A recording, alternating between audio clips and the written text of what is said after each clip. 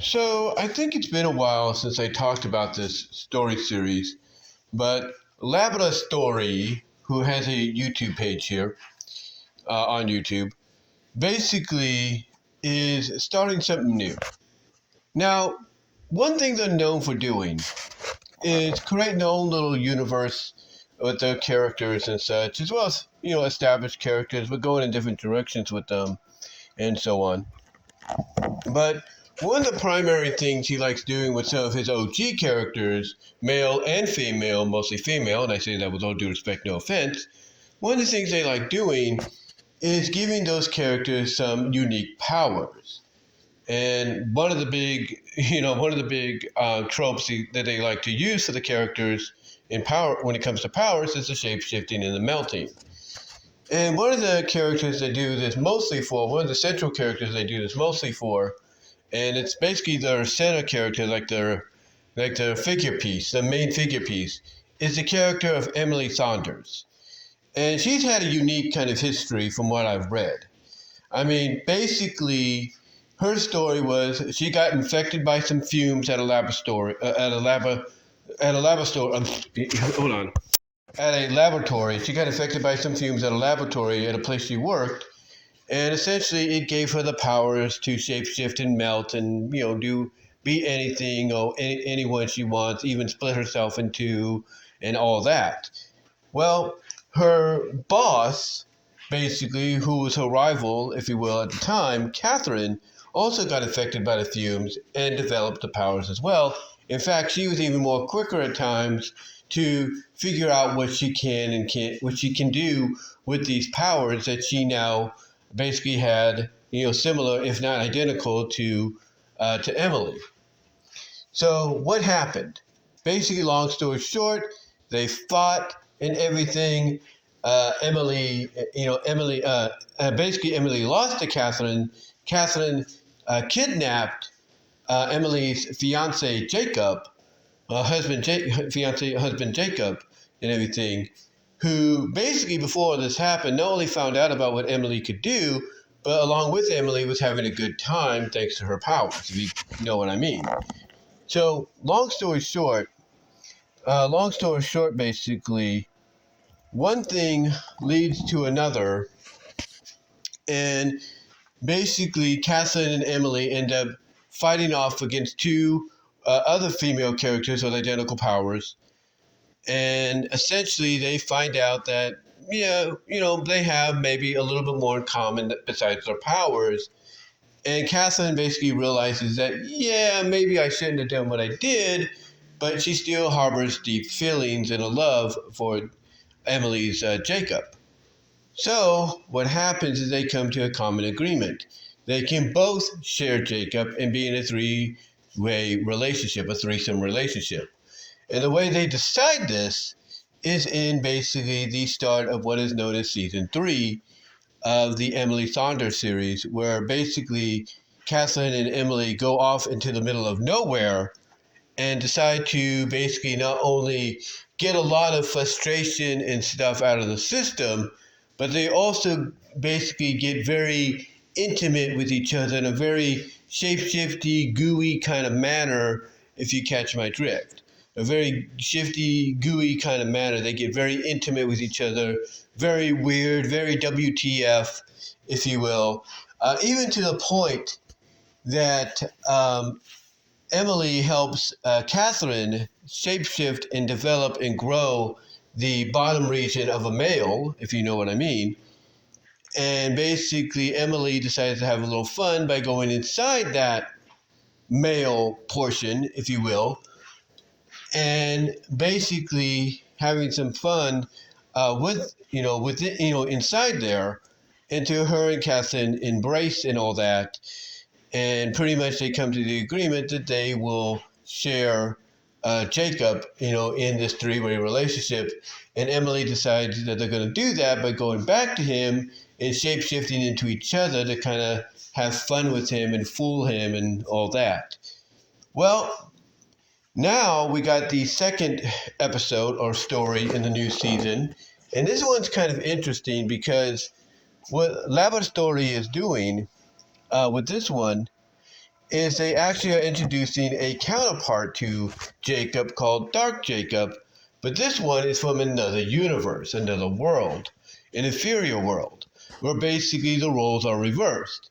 Instead of the girls having the shape-shifting melty powers, Jacob, or Dark Jacob as he's known, he's the one that has them, and he used them in his world to make his versions of Emily and Catherine submit and do his bidding, basically submit to him, be his plaything, stuff like that. So basically, they encounter him, and essentially he wants to take the place of their Jacob, so that way he could use them to, do his, basically do the same thing in his world that he did to their versions there. He wants to do the same to them here, but mostly he wants to do it because they all now share that power. And he's like, hey, if you join with me and all that, we could dominate. Basically it's one of those situations of, hey, you have power, I have power, let's work together, rule the world kind of stuff. So very interesting, and it's just getting started. The first 15 pages dropped, I think, today. So we'll see where Laboratory takes it from here. But they did make an announcement that's really interesting because, like I said, Emily Saunders is their centric character. She is basically like, I guess you could say, the Mickey Mouse, their Bugs Bunny, if you will, of their entire, I guess you could say, portfolio. And they decided that they're going to do something different. Now, they tried to, for a bit, they tried to basically keep everybody within one universe under one roof, but realizing that Emily Saunders is very, very popular with a lot of fans, and again, basically, it's the equivalent of being their mascot of their overall portfolio.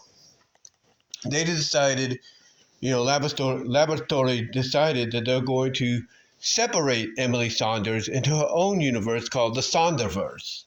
Yeah, that's right, the Saunderverse, if you will, the Emily Saunders universe, if you will, the Saunderverse.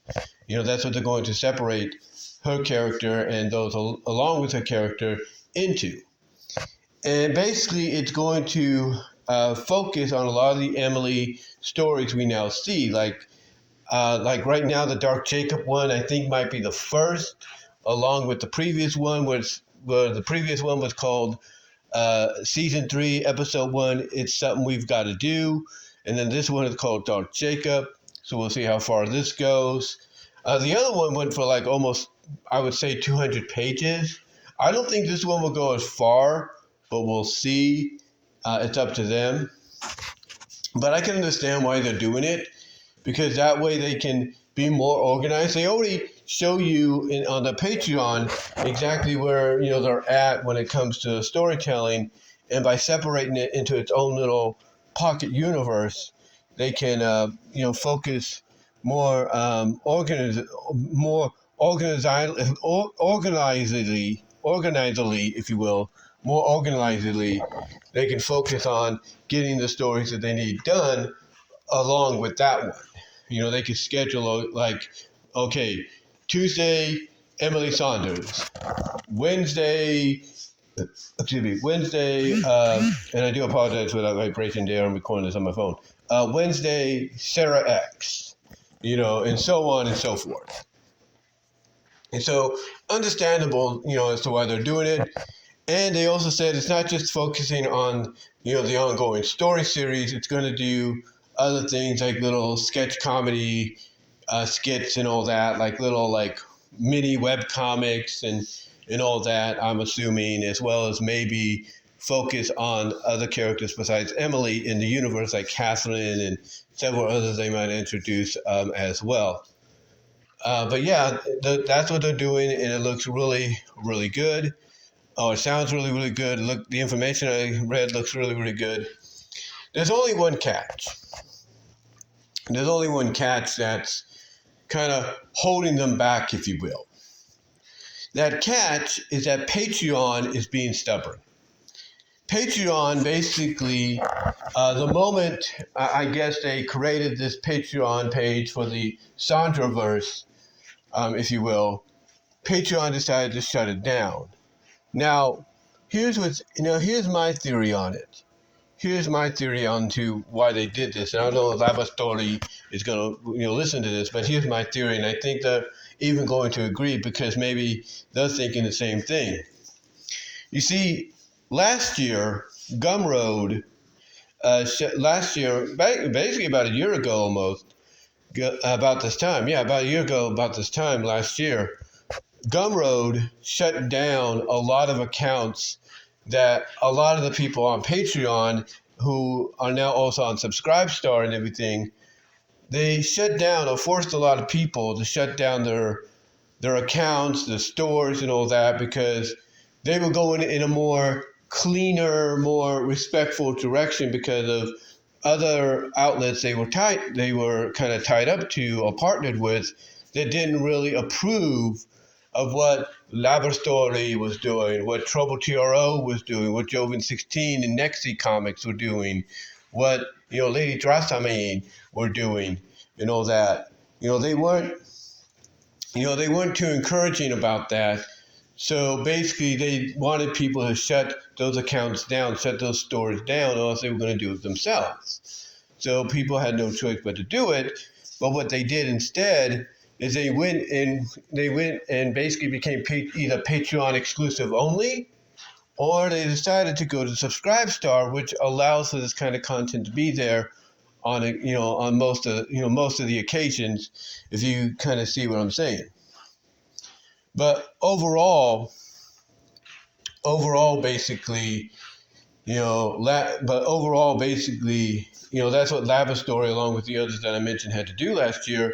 But it was also around the same time that word started getting around that Patreon was doing the same thing. They were starting to do a little bit of it before, but not so much.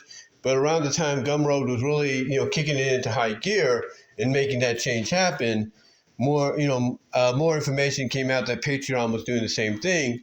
Because again, what Patreon, just like Gumroad is it's tied up with a lot of other sponsors and a lot of other, I guess you could say, partners that would not, big time partners in this case, that, they would not, approve of, them allowing this kind of stuff, on their website and everything. Now, obviously, a laboratory doesn't mean any harm or anything. They just want to get, they just want to share their works and everything with people, and they want to, they want to share it and everything with a lot of people, but they also want to have it, like I said earlier, to make things a little bit more organized for them, organizedly, better for them in the long run. That's what they want. That's why they want to do it. Yes, it would allow them to make a little bit more extra cash via Patreon, and that shouldn't be a problem. I mean, you look at Eric W. Shorts, who I just did a review on the recent page on Sabrina Online's Stripes and Links story. He has two Patreons himself, and one of them is very adult oriented. And that, of course, is his For After Dark one, where he focuses on a lot of the Sabrina characters, that are in the Sabrina-verse, if you will, but in more adult settings, like like one of her BFFs, Holly, going out and getting drunk on her 21st birthday and trying to get it on with her boyfriend and all that. Her friend Amy the Squirrel, Helena Dish and all that. All these characters that are in that universe, but through this other account, people could see them in more, I guess you could say, adult-oriented stories of the NFSW kind, that pretty much, they couldn't get away with in some other areas, if you know what I mean. So yeah, he has two of them. Others have double them as well. So what's the big deal here, right? What's the big deal? And this is me. I'm thinking maybe it could be some bots. It could be some bots, or other opinion. If it's not bots, then maybe it's a policy that they put in that if you have one channel dedicated to adult content, which, Emily Saunders is kind of in that category. You can't have two. Maybe that's the reason we don't know. We don't know. I mean, I know Lady Drosamy has a Patreon, but she doesn't use it as much because of the fact that they're going through they're going through these changes as well, and she doesn't want to risk the fact that, hey, I might get it shut down, but I don't want it shut down just in case I need it in the future. So there's a lot of possibilities. As to what's going on here. But honestly, I hope they do get it up and running, because it would be nice to see them earn a little extra cash here and there that would allow them to basically to not only have a home, a central home for their, like I said, their figure character, the figure set piece, if you will, of a character, the figure piece character, if you will. But it would allow them to, from an organized standpoint, be able to focus, on what needs to be done on certain days and all that down the line. So overall, like I said, I hope they get it done and all that in the near future. I really do. It could have been nice to see, but the series so far, like I said, the Emily Saunders series is really good. In fact, they even do some little spin-off stories, and this is what they're talking about, wanting to do the Saunders series with, because there are characters that somehow have similar powers, but they don't use them as much. They might be using them a lot more in little mini stories and skits and all that they create for the Saunderverse. But there's like this one story. It's called Cheeky something. It's called Cheeky Masquerade or something like that.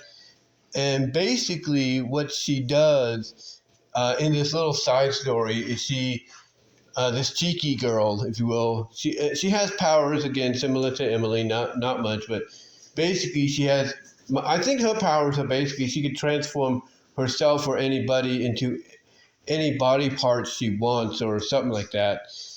And what she does is she basically, when she encounters, Emily's Jacob, if you will, she turns him basically into the male region, if you know what I mean, and then basically absorbs him into her so that he's now inside of her body.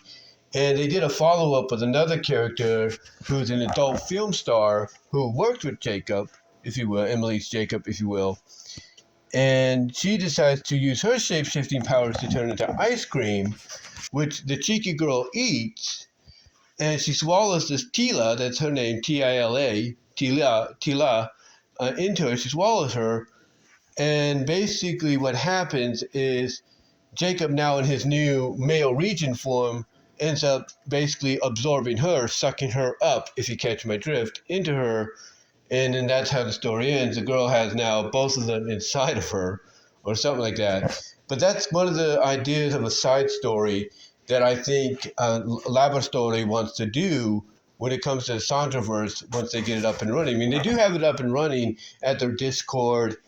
They do have it up and running at Discord, at Twitter, at DeviantArt, but they want to make sure they get a Patreon up and running so they have a place to basically upload the content related to it in the future. But the Emily Saunders series, I will say, and I think I've mentioned before here on the channel, is a very good series. I highly recommend you check it out and support Laboratory, if you will. It'd be greatly appreciated if you do. Again, he has a YouTube channel. I'll try to link it here as well, so you guys can check the YouTube channel out. And then you can just go by the name. You can look that up on Google and DeviantArt, and you'll see exactly what I'm talking about. And I think you'll enjoy what he brings to the table.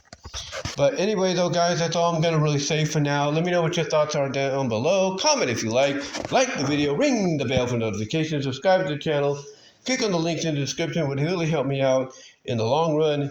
And yeah, guys, let me know what your thoughts are. And until next time, I will talk to you all later. God bless. Take care.